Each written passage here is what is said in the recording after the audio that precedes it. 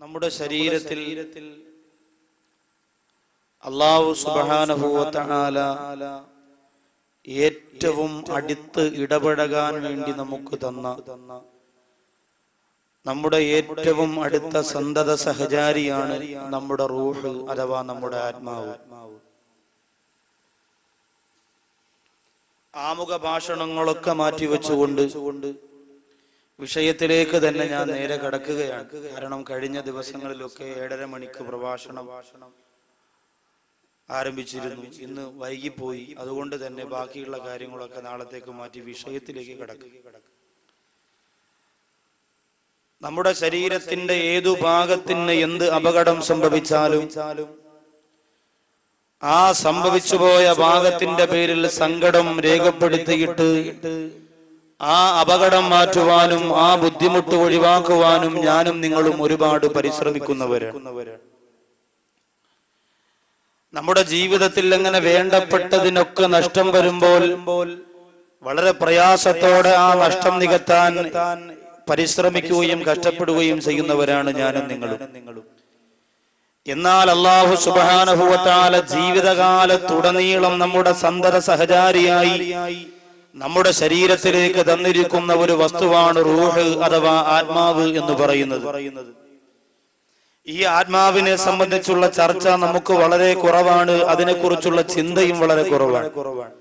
എപ്പോഴാണ് അല്ലാഹു സുബ്ഹാനഹു വ തആല ആദ്യമായി നമ്മുടെ ശരീരത്തിലേക്ക് ആത്മാവിനെ തരുന്നത്? ഉമ്മായുടെ ഉദരത്തിനകത്ത് ആദ്യം ഒരു രക്തക്കട്ടയായി, പിന്നെ ഒരു മാംസക്കട്ടയായി, 4ാമത്തെ മാസം പരിപൂർണതയിലേക്ക് എത്തുമ്പോഴാണ് അല്ലാഹു ജല്ല സുബ്ഹാനഹു വ തആല ആ ഉമ്മായുടെ ഉദരത്തിനകത്ത് കിടക്കുന്ന ശരീരത്തിന് ചലനം കൊടുത്തുകൊണ്ട് അല്ലാഹു റൂഹിനെ ആ ശരീരത്തിലേക്ക് കൊടുക്കുന്നത്. അതുവരെ നമുക്ക് റൂഹില്ല, ആത്മാവില്ല. അതുവരെ ഈ സഹോദരിയുടെ ഗർഭവതിയായ സഹോദരിയുടെ വയറ്റിന്റെ അകത്ത് ചലനം ഇല്ല. 4ാമത്തെ മാസം കഴിയുമ്പോ വലത്തെ കൈകൊണ്ട് ഇങ്ങനെ വയറ്റിന്റെ ഭാഗത്ത് വെച്ചിട്ട് ഭാര്യ ഇങ്ങനെ പറയാറുണ്ട് ഭർത്താവിനോട്, ഇതാ കുഞ്ഞിന്റെ കാലിവിടെ ഇങ്ങനെ അനങ്ങുന്നു, കുഞ്ഞിന്റെ തലതാ ഇവിടെ ഇങ്ങനെ അനങ്ങുന്നു, നിങ്ങളെ പോലെയാണ്, കിടന്ന് ചാടുകയാണ് എന്നൊക്കെ ഓടുകയാണ് എന്നൊക്കെ പറയാറുണ്ട്. ഇത് നമ്മുടെ ജീവിതത്തിന്റെ ഒരു രസമാണ്. അല്ലാതെ ഉസ്താദ് ഇതെന്താ ഉസ്താദ് ഇങ്ങനെ പറയണേ? ഇത് നമ്മുടെ കുടുംബ ജീവിതത്തിന്റെ ഒരു രസമാണ്. അതനുഭവിക്കുന്നവർക്ക് ആ സമയത്തൊരു മാനസികമായ സുഖം നേരിടാറുണ്ട്. അല്ലാഹു സുബ്ഹാനഹു വ തആല ഈ പരിശുദ്ധമായ വേദിയിൽ മക്കളില്ലാത്തവരാരെങ്കിലും ഇരുന്ന് സങ്കടപ്പെടുകയാണെങ്കിൽ റഹ്മാനായ പടച്ചതമ്പുരാൻ ഈ പരിശുദ്ധമായ വേദിയിൽ നാം ഇന്ന് പൊട്ടിക്കരഞ്ഞുകൊണ്ട് ചെയ്യുന്ന ദുആഇന്റെ ബറക്കത്ത് കൊണ്ട് ആരോഗ്യമുള്ള സ്വാലിഹീങ്ങളായ മക്കളെ എല്ലാ തടസ്സങ്ങളും നീക്കി അല്ലാഹു അവർക്ക് പ്രദാനം ചെയ്യട്ടെ. അപ്പോ ജീവിതത്തിന്റെ ഏറ്റവും വലിയ സന്തോഷമുള്ള ഒരു സമയമാണ് ഒരു കുഞ്ഞുണ്ടാകാൻ പോകുന്നു എന്നറിയുമ്പോൾ. ഭാര്യയുടെ ഉദരത്തിനകത്ത് 4ാമത്തെ മാസമാണ് ചലനം നടക്കുന്നത്. അല്ലാഹു സുബ്ഹാനഹു വ തആല റൂഹ് ഊതുന്ന സന്ദർഭമാണത്. അന്നു മുതൽ നമ്മുടെ കൂടെ വന്ന റൂഹ് നമ്മെ ഉമ്മ പ്രസവിച്ചപ്പോഴും നമ്മുടെ കൂടെയുണ്ട്. നാം ഇഴഞ്ഞു നടന്നപ്പോഴും ജനലിന്റെ കമ്പിയിൽ പിടിച്ചുകൊണ്ട് എഴുന്നേറ്റ് നിന്നപ്പോഴും പിതാവിന്റെ വിരൽ തുമ്പ് പിടിച്ചുകൊണ്ട് പള്ളിയിലേക്ക്, കടയിലേക്ക്, റോഡിലേക്ക്, വീടിന്റെ മുറ്റത്തും ഇങ്ങനെ പിച്ചവെച്ച് നടന്നപ്പോഴും ആ റൂഹ് നമ്മുടെ കൂടെയുണ്ട്. അതുപോലെ ആ റൂഹ് നമ്മുടെ ജീവിതത്തിൽ നിന്ന് പിരിയാതെ ഇന്നും ഇപ്പോഴും എന്റെ പ്രിയപ്പെട്ടവരെ നമ്മുടെ വളർച്ചയുടെ എല്ലാ ഘട്ടങ്ങളിലും ആ റൂഹ് നമ്മുടെ കൂടെയുണ്ട്. ഇന്ന് ഈ ചക്കുവള്ളിയുടെ മക്കാ നഗർ എന്ന പരിശുദ്ധമായ വിശാലമായ ഗ്രൗണ്ടിന്റെ മുമ്പിൽ വാല് കേൾക്കാൻ നിങ്ങൾ വന്നിരിക്കുന്നത് ആ റൂഹ് കൊണ്ടാണ്. ആ വാല് പറയാൻ വേണ്ടി ഞാനും വന്നത് ആ റൂഹുള്ളത് കൊണ്ടാണ്. ആ റൂഹില്ലെങ്കിൽ നമ്മുടെ പേര് മയ്യിത്തെന്നാണ്. ആ റൂഹ് നമ്മളോട് യാത്ര പറയുന്നത് എപ്പോഴാണ് സഹോദരിമാരെ? ആ റൂഹ് നമ്മളോട് യാത്ര പറയുന്നത്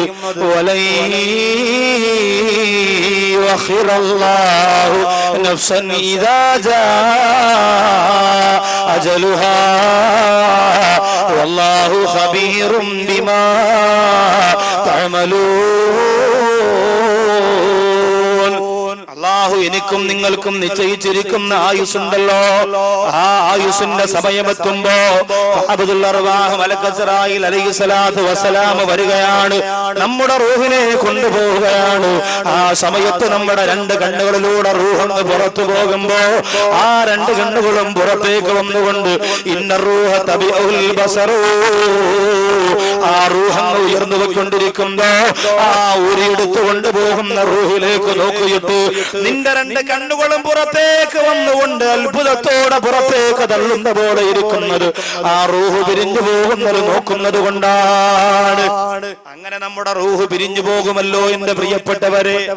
അതുകൊണ്ട് സഹോദരങ്ങളെ, സഹോദരിമാരെ, നമ്മുടെ റൂഹ് പിരിയുമ്പോൾ നല്ല മുഅ്മിനീങ്ങളായ മുഖ്ലിസീങ്ങളായ രീതിയിൽ വേണം ആ റൂഹിനെ നാം തിരിച്ചു പടച്ച തമ്പുരാൻ 4-ാമത്തെ മാസം ഉമ്മാടെ ഉദരത്തിനകത്ത് വെച്ച് നമുക്ക് തന്ന റൂഹിന് അല്ലാഹുവിന്റെ ഭാഗത്തേക്ക് പടച്ച തമ്പുരാൻ തിരിച്ചു കൊണ്ടുപോകുമ്പോ പത്തരമാറ്റത്തെ ഈമാന്റെ പവറുള്ള ആത്മാവാക്കിയതിനെ മടക്കി കൊടുക്കണം.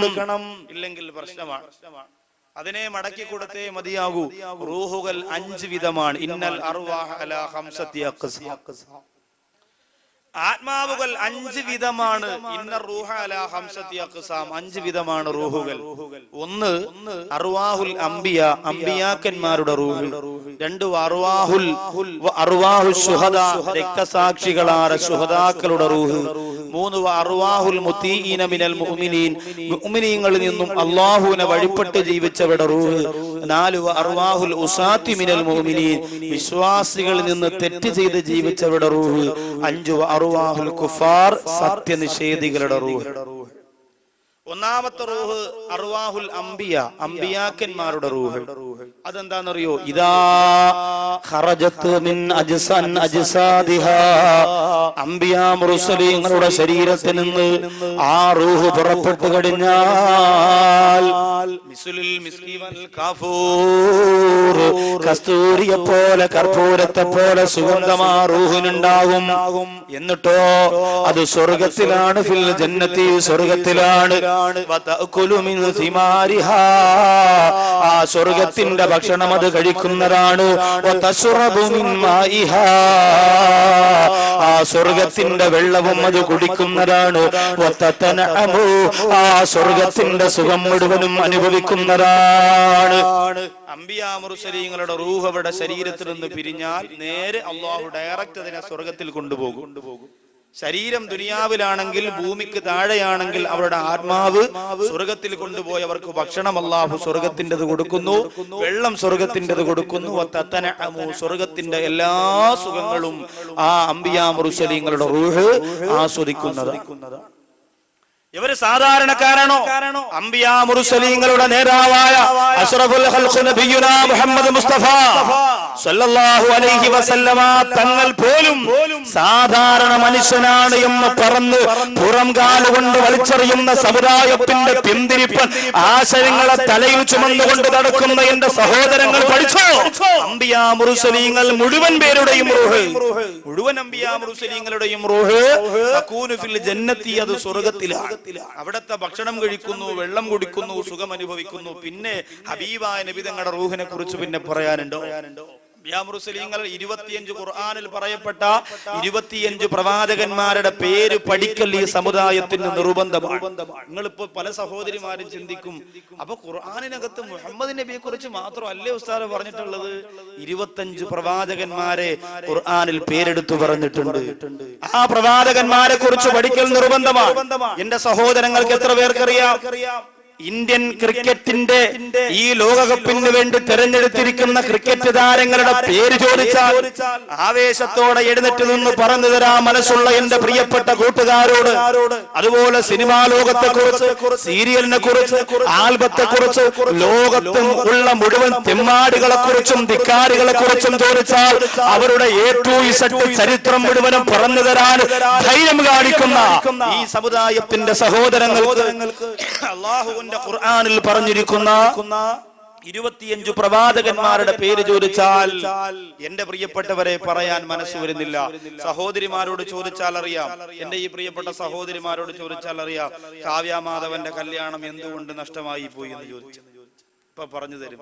അവൾ അഹങ്കാരം കൊണ്ട് എന്തെല്ലാം കാര്യങ്ങൾ അറിയണം, ഈ ലോകത്തെ കുറിച്ച് എന്തെല്ലാം കാര്യങ്ങൾ അറിയണം. ആരും ചർച്ച ചെയ്തിട്ടില്ലാത്ത, നമുക്ക് ആർക്കും അറിഞ്ഞുകൂടാത്ത ഒരുപാട് സംഭവങ്ങളെ കുറിച്ച് എന്റെ സഹോദരിമാർക്കറിയാം. എന്നാൽ എന്റെ പ്രിയപ്പെട്ടവരെ, ഖുർആനിൽ പറയപ്പെട്ടിട്ടുള്ള 25 പ്രവാചകന്മാരുടെ പേര് എന്റെ സഹോദരിമാർക്കറിയോ? പണ്ടുള്ള ഉപ്പമാരുണ്ടല്ലോ, ആദം, ഇദ്രീസ്, നൂഹ്, ഹൂദ്, നബി സാലിഹ്, ലൂത്ത്, ഇബ്രാഹിം, സന്തതികൾ ഇസ്മായിലും ഇസ്ഹാഖും യാക്കൂബ്, ജണ്ടും അതിമുകളെങ്കും പവിഴം പോലടകിനും അരസനം തിരിയുസുബവർ, അണികളിൽ വിലസിടും നബി അയ്യൂബവർ, ശുഐബും സുലൈമാനും ആറു നബിയും, മൂസ, ഹൂദും, യസബിൽ, യാസൂബ്, യൂനുസുമേ, സക്കരിയ, ദാവൂദും, യഹ്യ, ഈസ, മുഹമ്മദ് നബിയുല്ലാഹ്, താജുൽ അംബിയ സല്ലല്ലാഹ്. 25 ഖുർആനിൽ പറയപ്പെട്ട 25 പ്രവാചകന്മാരുടെ പേര് പദ്യത്തിലൂടെ ഗദ്യത്തിലൂടെ മനപ്പാഠമാക്കി വെച്ചിരുന്ന എന്റെ പ്രിയപ്പെട്ട ഉമ്മമാര്, ഇന്ന് പട്ടുറുമാരിന്റെ മുമ്പ് കമിഴ്ന്ന് കിടന്ന് മെസ്സേജ് അയക്കാറില്ലാറ് അള്ളാഹുവിന്റെ പ്രവാചകനെ കുറിച്ച്, അള്ളാഹു സുബ്ഹാനഹു വ തആല ലോകത്തേക്ക് പറന്നു വിട്ട പ്രവാചകന്മാരുടെ ചരിത്രത്തെ കുറിച്ചോ പഠിക്കാൻ എന്റെ സഹോദരങ്ങൾക്ക് നേരമുണ്ടോ?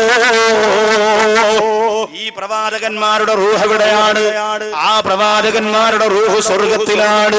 ആ സ്വർഗത്തിന്റെ ഭക്ഷണം അവര് കഴിക്കുന്നു, ആ സ്വർഗത്തിന്റെ വെള്ളം അവർ കുടിക്കുന്നു, ആ സ്വർഗത്തിന്റെ എല്ലാ സുഖങ്ങളും അവർ അനുഭവിക്കുന്ന. കാരണമെന്ത്? ഈ ഭൗതികമായ ലോകത്ത് ഒരുപാട് കഷ്ടപ്പെട്ടവരാണ് പ്രവാചകന്മാര്. അശദ്ദുൽ ബലാഇ അലൽ അംബിയാ, ലോകത്തെ ഏറ്റവും വലിയ പരീക്ഷണങ്ങൾ നേരിടേണ്ടി വന്നത് പ്രവാചകന്മാർക്ക്.